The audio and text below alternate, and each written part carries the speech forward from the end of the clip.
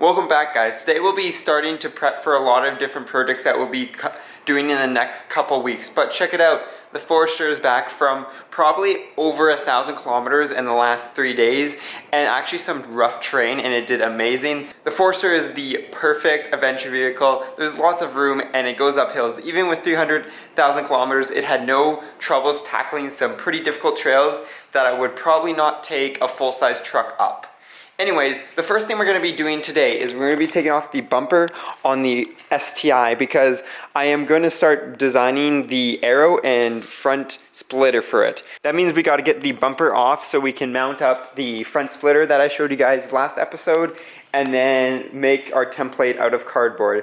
I took the bumper off when I did one of the first oil changes on this car and it was absolutely horrible, and you guys will see exactly what I'm talking about in a couple minutes, but we'll just take it off. As far as I know, I don't need to lift up the car to do that. There's some clips here, the grill comes out, and then I might have to take the headlights out, and that's it. But once we got that off, I will show you exactly what I'm talking about and you guys will completely understand, and I'll explain why I'm not fixing it right now. Look how shiny the car is, but look at all the dust on it from sitting in the garage. But it's still got that beautiful shine.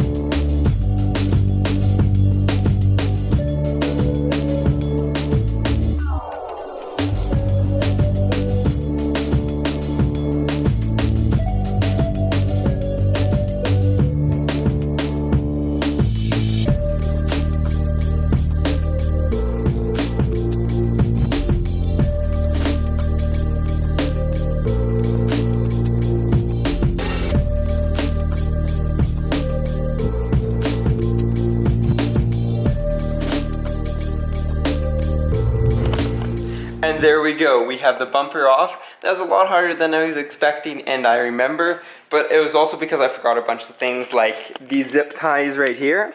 I used these to hold on my fog light covers because I've had my fog light covers on this car come off before, so I've actually zip tied them to the frame. Forgot about those, forgot about the clips holding the fender liner to the bumper, and then I also forgot about these little 10 mils up here that you have to get off. They're actually right here. And it's the weirdest thing. Actually, they're not 10 mils. One is a 6 millimeter little bracket right here. And as you see, it's much narrower. And then we have this much bigger, thicker one, which is weird, but honestly, everything is so ghetto-ly put together on this car that I'm not surprised we have two different brackets.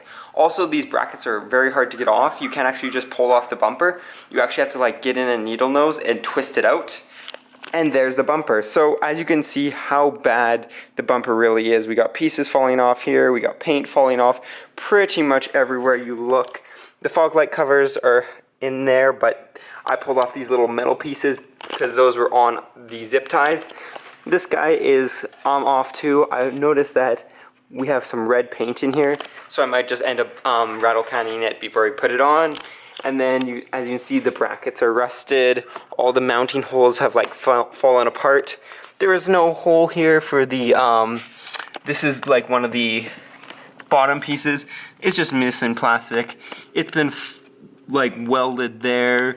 There's some self-tappers right there.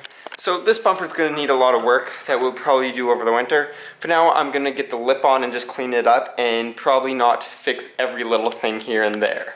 But don't you worry, we haven't even reached the worst part yet. So here's the foam, right? This is the foam, standard issue foam.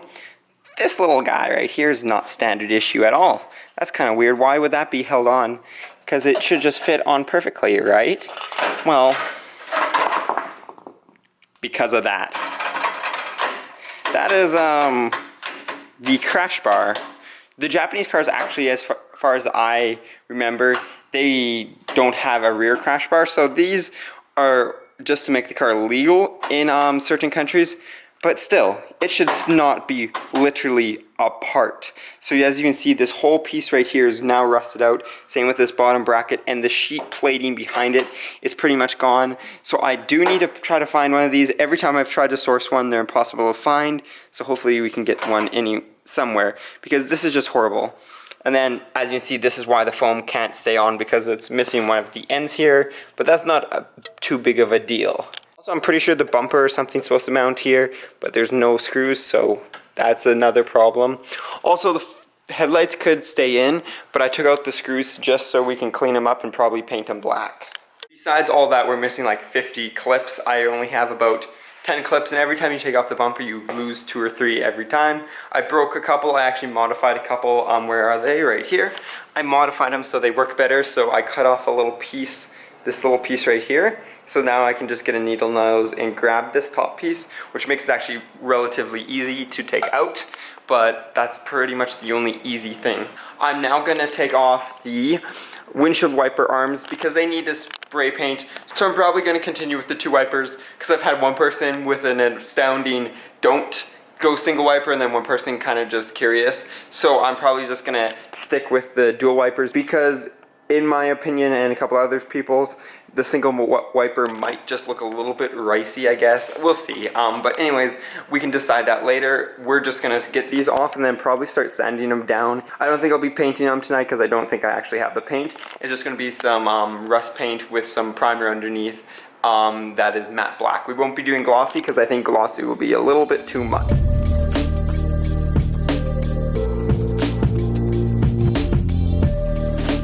That was probably the easiest thing ever. All it took was a 14 mil and a little persuasion. The arms themselves aren't too bad, so let's take a look at those. So after 14 years, it looks like they've been repainted probably once, so if we look, we have about 2 layers of paint. So we got this, whatever someone just cheaply sprayed on, and then we got the factory paint right here, which is nice, thick, pretty much like a ceramic coat, not a ceramic coating, like a matte enamel pretty much. And that's what we'll be putting on. The rest of the arm looks alright, and then we got a lack of paint here, and pretty much the same pattern. We got some paint missing here, and then it's up top all gone. So next I'm just going to break them down, aka take off the blade, and then we're just going to start sanding them down and getting ready for some paint. And there we go, the wiper bars are all broken down. It took me longer than I would like to admit to remove these. One of them is actually broken, so the little lever you push down, I had to use a screwdriver and pretty much force it, but I eventually got it once I figured out how they work. So I'm going to start sanding pretty rough with like 80 grit and work my way up. I couldn't find my primer either, so it looks like we'll just be sanding tonight, and then I can prime it and paint it tomorrow when we start working on the front lip or something else. Never mind.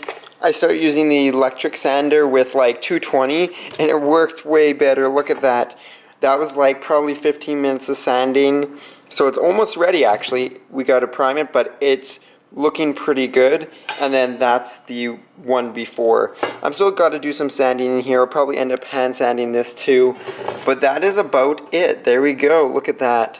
It's going to look much better. This was really starting to annoy me, these gray patches on the wiper bars. Whenever you look at photos, you see this little gray patch, and it's really annoying. So I'm going to sand for a little bit more, and then that's probably just about it. So until tomorrow, peace out and stay humble.